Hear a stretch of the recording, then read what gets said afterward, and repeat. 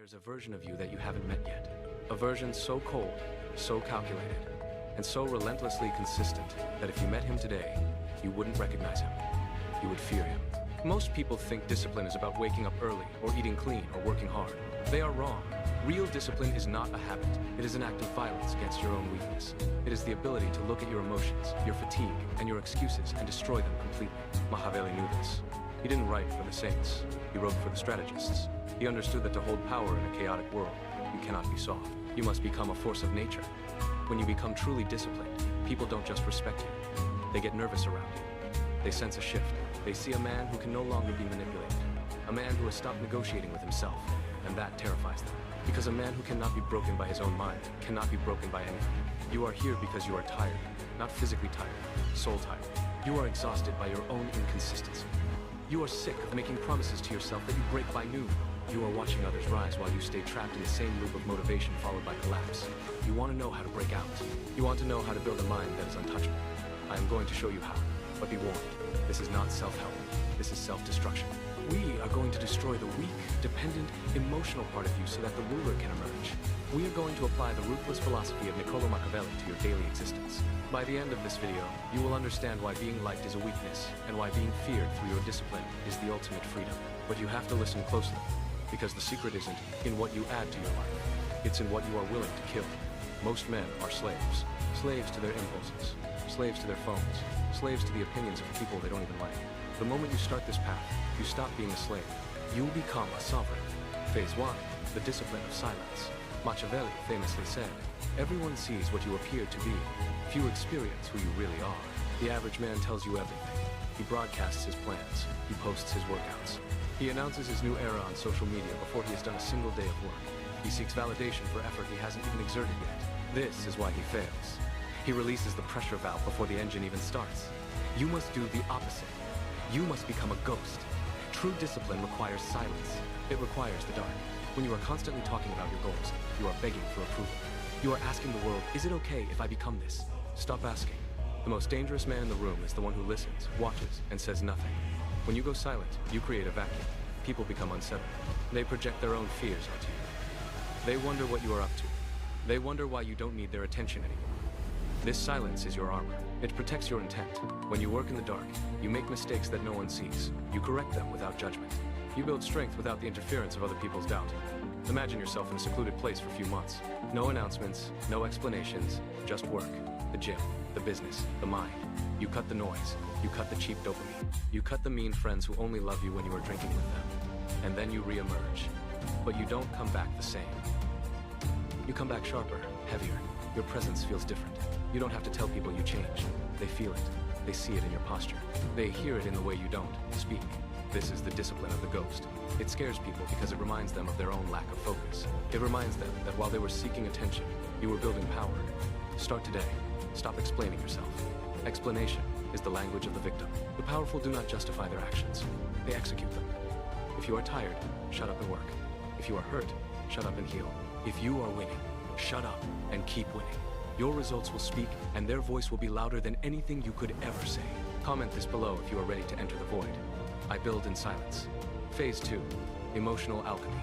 There is a misconception that disciplined people are robots, that they don't feel pain or boredom or sadness. That is a lie. The disciplined man feels everything. He feels the desire to sleep in. He feels the sting of rejection. He feels the overwhelming urge to quit. The difference is, he does not care. Machiavelli argued that a leader must not be ruled by emotion, but must use emotion. He said, men are driven by two principal impulses, either by love or by fear. You must apply this to yourself. You cannot rely on loving the grind. You will not love the grind at 4 a.m. You will hate it. You cannot rely on passion. Passion is a fickle flame. A gust of wind blows it out. You need something colder. You need duty.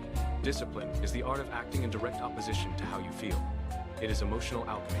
You take the lead weight of I don't want to, and you transmute it into the gold of I did it anyway. When you stop consulting your feelings before you act, you become dangerous.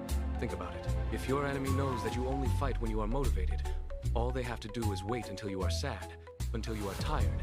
Then you are defenseless.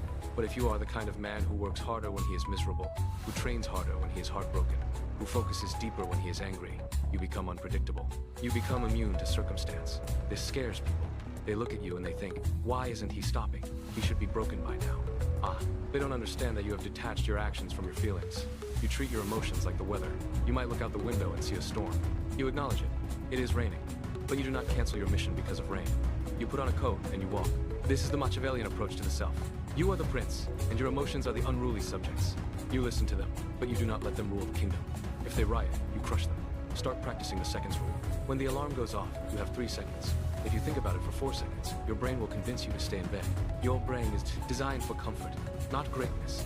It is a existential mechanism, not a success mechanism.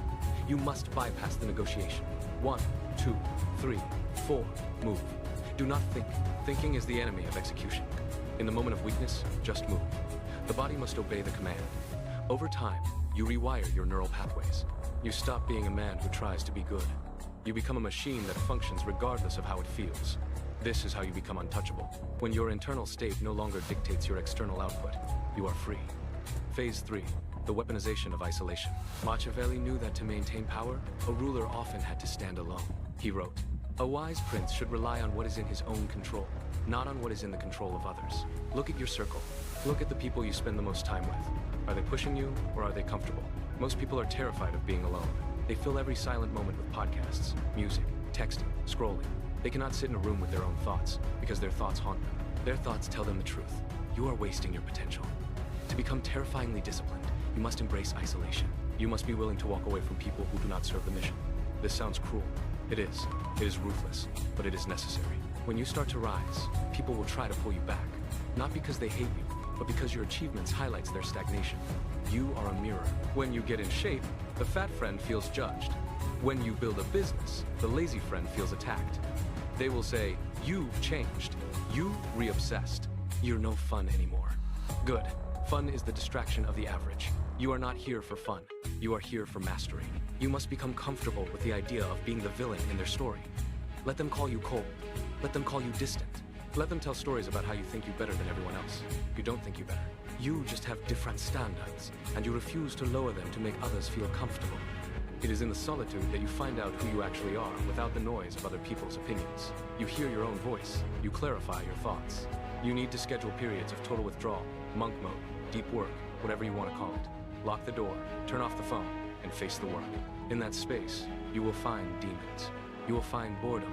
You will find anxiety. And you will fight them. And when you win that fight in the dark, you will walk into the light with a confidence that cannot be faked. People find it ignoring them. And ironically, that is exactly what makes them want to follow you. The man who is comfortable alone is the man everyone wants to be around because he is the only one who is not trying to take something from them. He is full. Phase 4. The fear of unpredictability. Machiavelli advised that a leader should never be entirely predictable. It is much safer to be feared than loved, because love is preserved by the link of obligation which is broken at every opportunity for their advantage. But fear preserves you by a dread of punishment which never fails. How does this apply to discipline? When you are undisciplined, you are predictable. People know you will quit. They know you will complain. They know that if they pressure you enough, you will fold. You are easy to manipulate because your weaknesses are visible. When you become disciplined, you become a glitch in their matrix. You stop reacting. Someone insults you. You don't get angry. You look at them, pause, and go back to work. A crisis happens. You don't panic. You analyze. You lose money. You rebuild. This lack of reaction is terrifying to manipulative people. They rely on your emotional volatility to control you. When you remove the buttons they used to push, they are powerless. Your consistency becomes your weapon. Imagine a man who shows up every single day. He doesn't complain. He doesn't brag. He just executes year after year. You cannot stop him. You cannot discourage him. You cannot distract him. That man is scary because he is inevitable. You want to be that man. You want to be the force that cannot be bartered. This is not about being aggressive. It is about being implacable like a glacier. Slow, silent, but crushing everything in its path. This requires you to kill the part of you that craves sympathy. Stop telling people your problems. Stop posting about your bad days. Stop looking for a pat on the back. When you look for sympathy, you are showing your belly. You are showing the world where you can be hurt. Machiavelli would tell you to hide your wounds, not because you are ashamed, but because you do not want to give your enemies the satisfaction of knowing they drew blood. Stand up straight, fix your face, walk with purpose. Even if your world is burning down, you do not let them see you sweat. This is not faking it, this is framing it. You are framing reality. You are telling the world, I am in control, and eventually you will be. Phase 5, the standard of the absolute. Why do you fail? You fail because your standards are too low. You have accepted a version of reality where trying is enough, where almost is okay.